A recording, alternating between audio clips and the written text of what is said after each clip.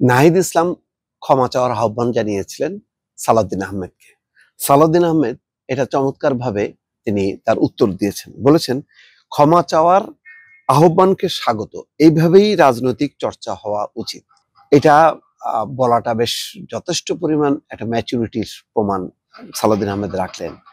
কারণ যে ইস্যুতে ক্ষমা চাওয়ার আহ্বান জানানো হয়েছে সেটা খুবই বিপজ্জনক এবং বিএনপির রাজনীতির জন্য বা সালাউদ্দিন আহমেদের জন্য খুবই বেকায়দায়। কারণ বলা হচ্ছিল যে জুলাই যোদ্ধাদেরকে দোসর বলা হয়েছে, ফ্যাসিবাদের দোসর বলা হয়েছে।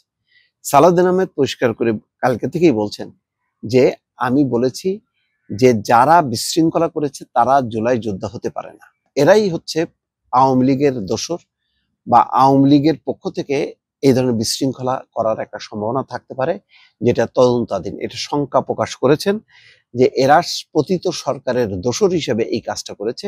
প্রকৃত জুলাই যোদ্ধারা এই ধরনের অনুষ্ঠানটা বানচাল করতে পারে না, চেষ্টা করতে পারে না বা বিশৃঙ্খলা করতে পারে না। এইটাই হচ্ছে বক্তব্য ছিল। কিন্তু নাহিদ ইসলাম সরাসরি বলেছেন যে তিনি জুলাই যোদ্ধাদের দোসর বলেছেন।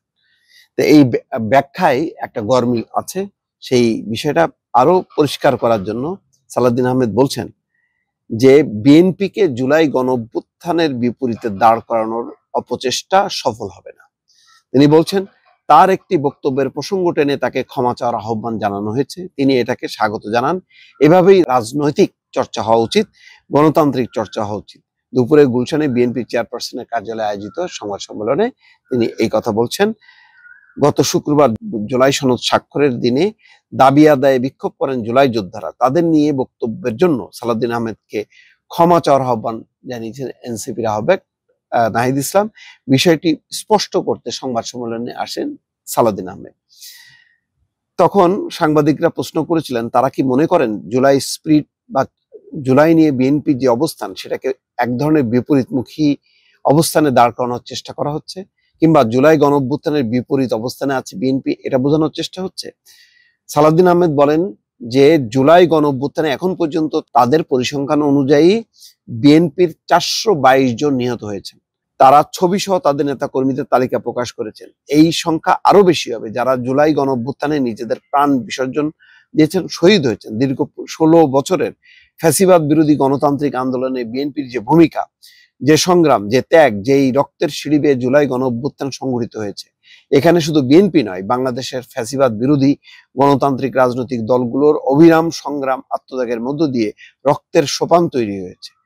যাক, আরো বর্ণনা দিয়ে তিনি বেশ আবেগপ্রবণ হয়েই কথাটা বলছেন শনিবারে একটি রাজনৈতিক দলের সংবাদ সম্মেলনে তার বক্তব্যের প্রসঙ্গ টেনে তাকে ক্ষমা চাইতে বলা হয়েছে।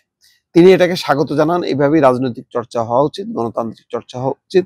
যথেষ্ট সম্মানের সঙ্গেই তারা কথাগুলো বলেছে। তিনি মনে করছেন বিষয়টি পরিষ্কার করা দরকার। যাক, তিনি কোনো ক্ষোভ বিক্ষোভ রাখেনি বা পাল্টা বক্তব্য রাখেনি। এনসিপির কি দায়িত্ব ছিল, এনসিপি কেন আসেনি, কেন তাদেরকে নিয়ন্ত্রণ করেনি, যদি সত্যি তাদেরকে জুলাই যোদ্ধা হিসেবে ওন করে, সেই প্রসঙ্গ না দিয়ে তিনি তার ব্যক্তিগত কৈফিয়তটা আবারও পরিষ্কার করেছেন। আমার ধারণা যে এগুলো নিয়ে আর সম্ভবত বেশি চর্চা এনসিপির পক্ষ থেকেও করা হবে না। দর্শক।